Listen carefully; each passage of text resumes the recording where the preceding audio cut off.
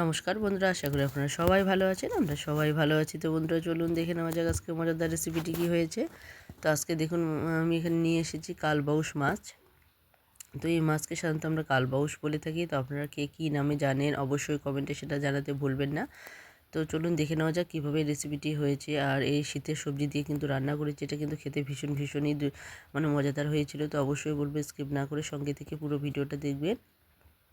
আশা করি বুঝতে পারবেন কী কী শীতের সবজি এখানে দেওয়া হয়েছে আর কেনই বা এটা সুস্বাদু হয়েছে। তো এইভাবে যদি যে কোনো মাছই রান্না করা যেতে পারে তাহলে কিন্তু খেতে কিন্তু ভীষণই সুস্বাদুই হবে। তো বন্ধুরা দেখুন, এখানে কড়াই বসিয়ে দিয়েছি আর কড়াইটাও কিন্তু পুরোপুরি গরম হয়ে এসেছে। এখন আমি এখানে দিয়ে দিয়েছি সর্ষের তেল, আর এই তেলের মধ্যে কিন্তু মাছগুলোকে ভেজে নেব। তো অবশ্যই বলবো যে কোনো মাছ ভেজে নেওয়ার আগে কিন্তু শুরুতেই যদি আমরা মাছের মেথিগুলোকে আগে ভেজে নিই তাহলে কিন্তু মেথিগুলো খুব সুন্দরভাবে ভাজা হয়ে যায়, কারণ শুরুতে কিন্তু তেল অনেকটাই থাকে, যার জন্য কিন্তু শুরুতেই কিন্তু মাছের মেথিগুলোকে ভেজে নিতে হয়, কারণ মাছের মেথিগুলো কিন্তু ভাজতে গেলে অনেকটাই তেলের প্রয়োজন হয়। তো দেখুন, এখানে শুরুতেই কিন্তু মাছের মেথিগুলো আমি দিয়ে দিয়েছি। এরপর এক এক করে পিস, লেজ, তো সবগুলোই কিন্তু আমি দিয়ে সুন্দরভাবে ভেজে নেব। তো বন্ধুরা, অবশ্যই বলবো যারা নতুন দেখছেন, যারা এখনও সাবস্ক্রাইব করেননি তারা অবশ্যই সাবস্ক্রাইব করে বেল আইকনটিকে ক্লিক করে রাখুন, তাহলে যে কোনো নতুন ভিডিও আসা মাত্র আপনাদের কাছে পৌঁছে যাবে। আর অবশ্যই বলবো পুরনো বন্ধু এবং নতুন বন্ধু যারা শুরুর থেকে শেষ অবধি সঙ্গে আছেন সবাইকে অসংখ্য ধন্যবাদ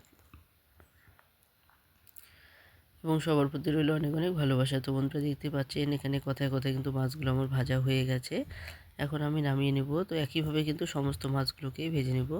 তো দেখুন, এদিকে কিন্তু আমি বাকি মাছগুলো নামিয়ে নিয়েছি আর অবশিষ্ট যে মাছ ছিল সেগুলো কিন্তু দিয়ে দিয়েছি। তো এই তেলের মধ্যে কিন্তু মাছগুলো ভাজা হয়ে যাবে, আবার রান্নাটাও কিন্তু হয়ে যাবে।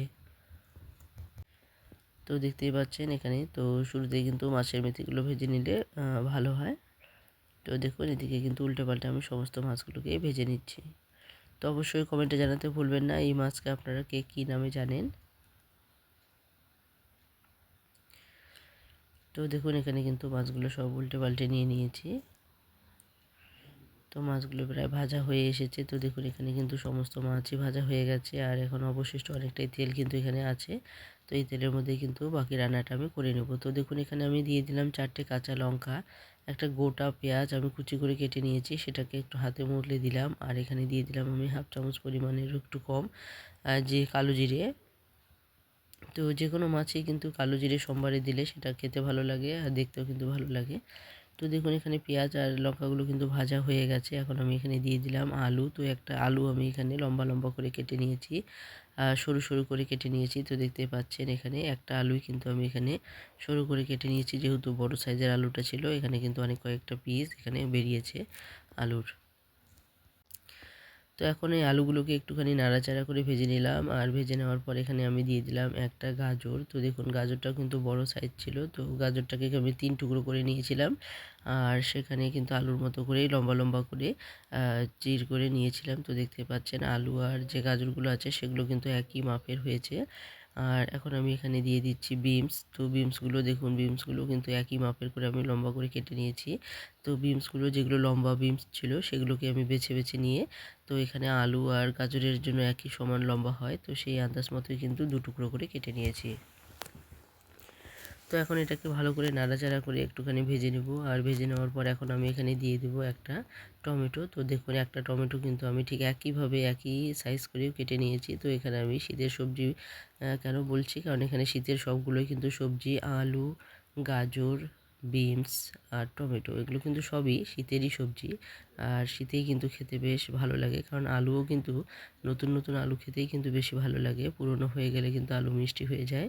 তো বন্ধুরা দেখুন, এখানে সমস্ত উপকরণ কিন্তু আমার দেওয়া হয়ে গেছে। এখন আমি এখানে স্বাদ মতো দিয়ে দিচ্ছি লবণ, মানে যতটা পরিমাণ ঝোল করব সে আন্দাজ মতোই কিন্তু লবণ আমি এখানে দিয়ে দিচ্ছি।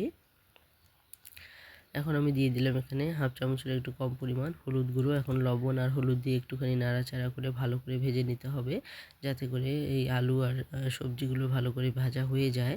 তো দেখতে থাকুন বন্ধুরা। তো এটাকে আমি সুন্দরভাবে ভেজে নিয়েছি, আর ভেজে নেওয়ার পর এখন যে এদিকে মশলাগুলো আমি রেডি করে নেব।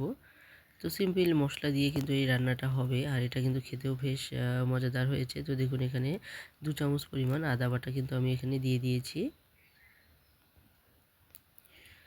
তো দেখতে পাচ্ছেন এখন আমি হাফ চামচের একটু কম পরিমাণ দিয়ে দিলাম মানে জিরে গুঁড়ো, হালকা একটু দিয়ে দিলাম কাশ্মীরি লঙ্কা গুঁড়ো, তো এখন এটাকে একটুখানি নাড়াচাড়া করে ভালো করে কষিয়ে নিতে হবে, যাতে করে খুব সুন্দরভাবে মশলাগুলো কষানো হয়ে যায়। তো এর জন্য আদা রেখেছিলাম বাটিতে, সেই বাটি দিয়ে হাফ বাটিরও একটু কম পরিমাণ জল কিন্তু আমি এখানে দিয়ে দিয়েছি। এই জল না দিলে কিন্তু ভালো করে কষানো যাবে না। তো অবশ্যই বলবো বন্ধুরা, যদি আপনারা শুকনো মশলা ব্যবহার করেন তাহলে অবশ্যই কিন্তু সেখানে জল দিয়ে ভালো করে কষিয়ে নেবেন, এতে করে কিন্তু কষানোটা খুব সুন্দর হবে আর খেতেও কিন্তু দুর্দান্ত হবে। তো বন্ধুরা দেখতেই পাচ্ছেন এখানে কিন্তু জলটাও প্রায় শুকিয়ে এসেছে আর খুব সুন্দরভাবে কিন্তু কষানোটাও আমার হয়ে গেছে। তো অবশ্যই বলবো, যদি আপনাদের মানে অন্য কোনো ওভেনে যদি কোনো কিছু না বসিয়ে থাকেন তাহলে কিন্তু আপনারা গরম জলটা করে নিতে পারেন, আর খুব সুন্দরভাবে গরম জল কিন্তু দিয়ে রান্না করলে এইটা আরও বেশি সুস্বাদু হয়। তো বন্ধুরা দেখতে পাচ্ছেন এখানে কিন্তু কষানো আমার হয়ে গেছে, একদম তেল ছাড়তে শুরু করে দিয়েছে। তো এই অবস্থায় আমি এখন দিয়ে দিচ্ছি গরম জল। তো এখানে কিন্তু আমি গরম জল করে নিয়েছি, কারণ গরম জল করলে কিন্তু এর স্বাদটা অনেকটা বেড়ে যায় আর দ্রুত কিন্তু রান্নাটাও হয়ে যায়। তো দেখুন এখানে গরম জল দেওয়াতে কিন্তু রান্নাটা কিন্তু ঝটপট কিন্তু এখানে গরম হয়ে গেল, ঝোলের যে জলটা আছে সেটা কিন্তু গরম হয়ে গেল দেওয়া মাত্রই। তো এখন এটাকে ভালো করে একটুখানি ফুটিয়ে নিতে হবে, 3-4 মিনিটের মতো ভালো করে ফুটিয়ে নেব, যাতে করে এই ঝোলের যে ঘ্রাণ বা ঝোলের যে স্বাদ সেটা যেন আরও একটুখানি বেড়ে যায়। তো 3-4 মিনিট কিন্তু ভালো করে আমি এটাকে জাল করে নিয়েছি। তো 3-4 মিনিট জাল করে নেওয়ার পর এখন আমি দিয়ে দিচ্ছি মাছগুলো, তো ভেজে রাখা মাছগুলো। তো এক এক করে আমি মাছগুলো দিয়ে দেবো। তো অবশ্যই কমেন্টে জানাবেন এগুলো কী মাছ আর আপনারা কী নামে জানেন। তো বন্ধুরা দেখতেই পাচ্ছেন এখানে কিন্তু সমস্ত মাছগুলো আমি দিয়ে দেবো এক এক করে, আর মাছগুলো দেওয়ার পরেও কিন্তু 2 মিনিটের মতো জাল করে নেব। তো বন্ধুরা দেখুন এখন কিন্তু আমি মাছগুলো দিয়ে দিয়েছি, আর মাছগুলো দেওয়ার পর কিন্তু 2-3 মিনিট ভালো করে জাল করে নেব, যাতে করে মাছগুলো খুব সুন্দরভাবে এখানে কিন্তু ঘ্রাণটা ছড়িয়ে পড়ে। আর এখানে আমি দিয়ে দিলাম ধনেপাতা, যেহেতু এখন শীতের সিজন, এখন কিন্তু অ্যাভেলেবেল ধনেপাতা পাওয়া যাচ্ছে। তো এখন আমি এখানে দিয়ে দিলাম ধনেপাতা। তো দেখুন ধনেপাতাটা দিয়েও কিন্তু এই মাছগুলোর সঙ্গে কিন্তু 1 মিনিটের মতো জাল হয়ে যাবে, কারণ ধনেপাতাটা কিন্তু এমনি এমনি দিয়ে নামিয়ে নিলে কিন্তু সেটা ভালো লাগে না। তো অবশ্যই ধনেপাতা দেওয়ার পরেও কিন্তু 1 মিনিটের মতো জাল করে নেবেন, এতে কিন্তু খেতে ভীষণ মানে ভালো লাগে। তো দেখুন এখানে কিন্তু মাছটা পুরোপুরি হয়ে গেছে, এখন আমি এটাকে নামিয়ে নিয়েছি। আর গরম গরম ভাতের সঙ্গে যদি এরকম গরম গরম শীতের সবজি দিয়ে মাছের রেসিপি থাকে তাহলে কোনো কথাই নেই। তো অবশ্যই বলবো, যে সমস্ত বন্ধুরা শুরু থেকে শেষ অবধি সঙ্গে আছে সবাইকে অসংখ্য অসংখ্য ধন্যবাদ এবং সবার প্রতি রইল অনেক অনেক ভালোবাসা। তো বন্ধুরা এইভাবে সবসময় পাশে থাকবেন, সহযোগিতা করবেন, আর আমিও সবসময় চেষ্টা করব আপনাদের পাশে থাকতে। তো বন্ধুরা দেখুন কতটা লোভনীয় হয়েছে দেখতে, এটা খেতেও কিন্তু দুর্দান্ত হয়েছে। তো অবশ্যই বলবো, যারা এখনও খাননি এভাবে একবার অবশ্যই ট্রাই করে দেখবেন, আশা করি আপনাদের ভালো লাগবে।